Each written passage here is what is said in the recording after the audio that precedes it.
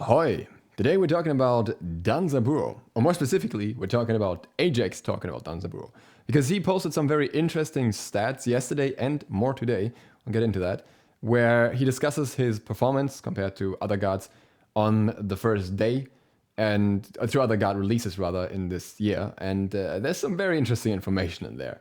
A little bit of an I told you so, I suppose, but let's get into it. We'll talk about it.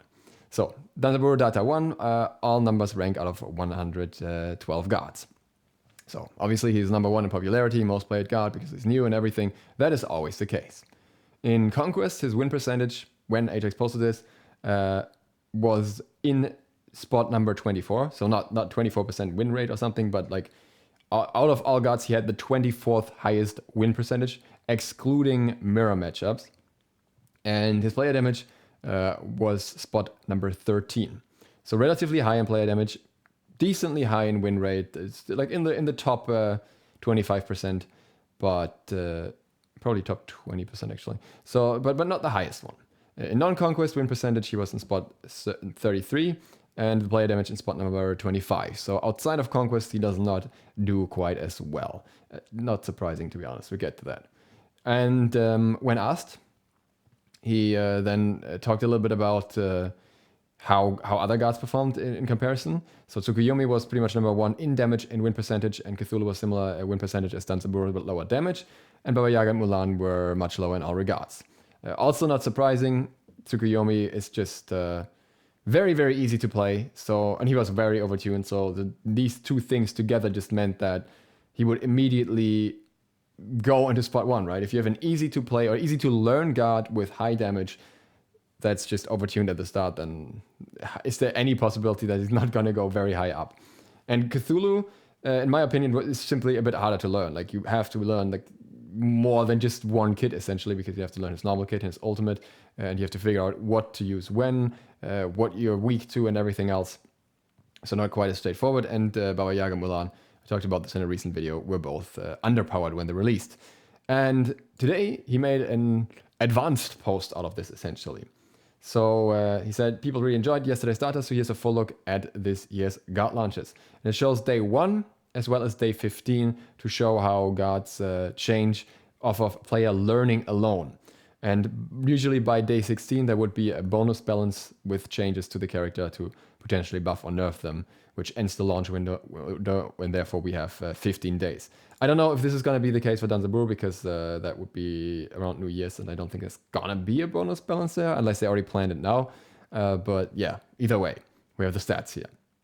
So the more important part here is obviously the conquest stats, because that is really what determines the balance of a god. The non-conquest stats are interesting, but they're not really what the god is balanced around, typically at least. What we can see here, first look at Tsukuyomi, like spot number 2 in both on day 1. Spot number 1 in damage is apparently always new well because of her ultimate, so that's not really a surprise. And even outside of conquest, spot number 3 and spot number 4. With Cthulhu, he's actually better outside of conquest. He was spot number 18 outside of conquest. In conquest, he was initially 57. In damage, he was spot number 27, and in non-conquest damage, he was spot number 20. So what Ajax said before actually turned out differently across the day, it seems. So Danzaburou's win rate was actually, win spot was actually significantly higher on day 1 than Cthulhu's, who was at 57, whereas Danzaburou is 24. The player damage, yeah, that makes no sense, right? Cthulhu is spot number 27 on day 1, and Danzaburou in spot number 13.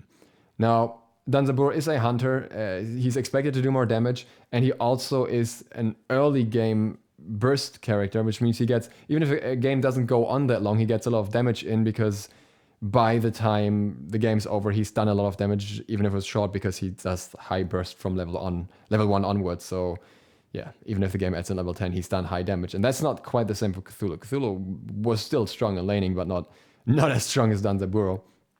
And late game DPS was obviously also not the same, even though there were many games where Cthulhu was still actually highest damage on the team. So 27 is still very high, right? He's still way above average that way. We can also look at Mulan here and Baba Yaga, but I don't think it's even worth talking about again. These were both kind of rough in any regard. And Baba Yaga and Mulan also fell off. They were not top popularity anymore by day 15, whereas Tsukuyomi and Cthulhu were, which also indicated to Hyros that, if they want to get more stats, have more OP gods, essentially, I guess, or like at least slightly OP gods, because they will give you more data because more people will play them. Now, we don't have that for Danzaburou yet because we don't have day 15 yet. But what we have is a direction in which the god's performance developed. So for Tsukuyomi, his win rate went up to spot number 1. His damage stayed the same because, again, Nuwa takes first spot. His non-conquest win rate went up to spot number 1. His damage actually went down a little bit. I don't know what happened there. But overall, you can see that he went even higher. For Cthulhu, he also went higher. He went from win rate 57 to spot number 6. And his damage went from 27 to spot number 21. Outside of Conquest, his spot went from 18 in terms of win rate to spot number 3. And his damage went from 20 to 14. So he improved in every regard. He just, straight up got better by people learning how to play him. And again, I said that with Tsukuyomi, you don't need to learn to play him much. Like, sure, there are some things that you can do to improve your playstyle a little bit to like explain that one spot. But overall, you can just play Tsukuyomi the first game you play him. You just press some buttons and you go. Like, you can't go too wrong. And Danzaburou, in my opinion, is much closer to Cthulhu in that regard than he is to Tsukuyomi. With Danzaburou, obviously, his 1 is relatively easy to learn, and you should be able to figure out that you can use it in the shotgun style relatively quickly as well. But everything else about his kit is something that you get better at the more you play him. You learn the cooldown of the 2, you realize that's really short, and then you learn how to use it for zoning as well. So you have 1 flask out for zoning, and then you can throw the next one shortly afterwards for aggressing, for example. You learn to use the 3 more effectively, especially. I think the 3 has the highest skill cap in his kit, where you have to learn how to use the first part that accelerates you essentially and gives you the haste, and then go into the leaf form afterwards to use it most effectively. Play around with that cooldown as well, and also the ultimate, where you definitely have to learn how to aim it well.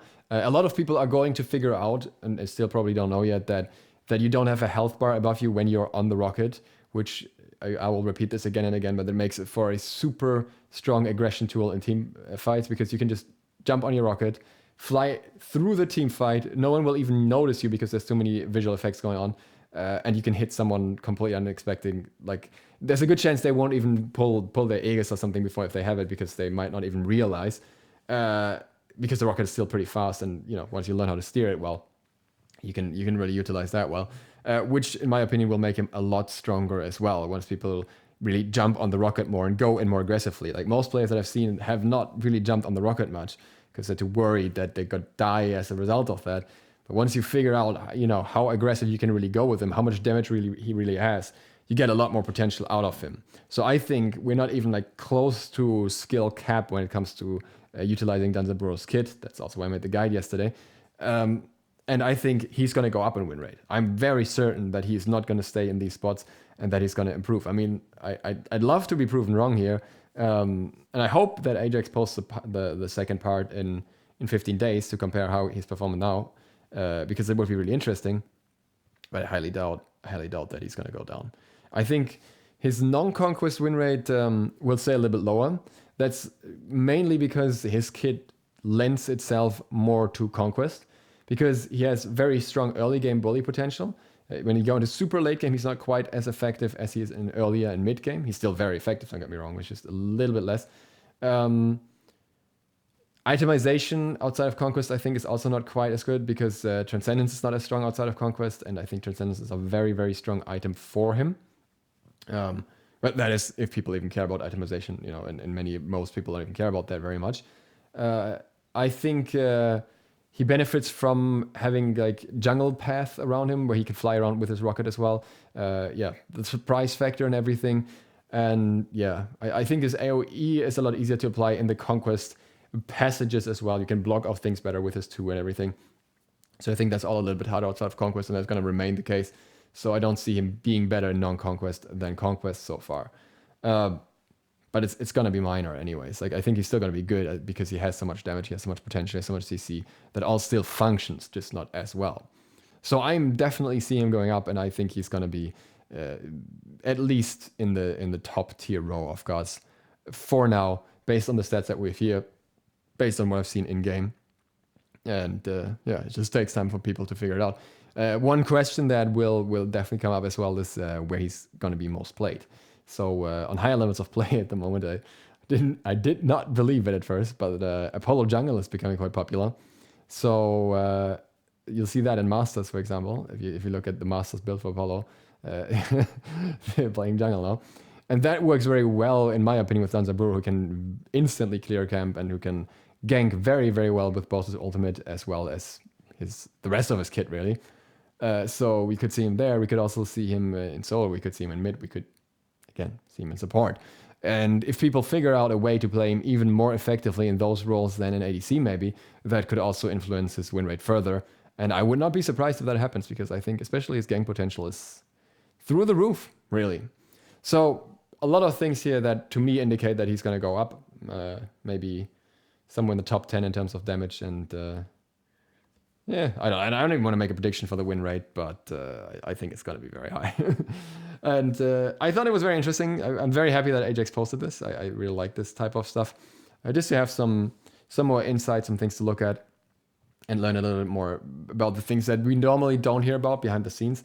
So yeah, I actually would suggest, if you use Twitter, to go to that post, like it, maybe tell Ajax that you're happy that he posted this and that you're glad to see that type of information, so that we get more of it.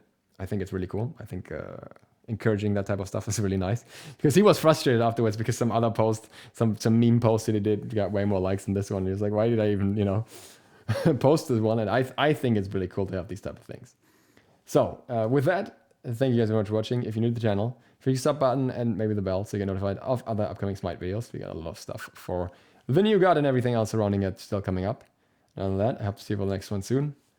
ZiSotto, out.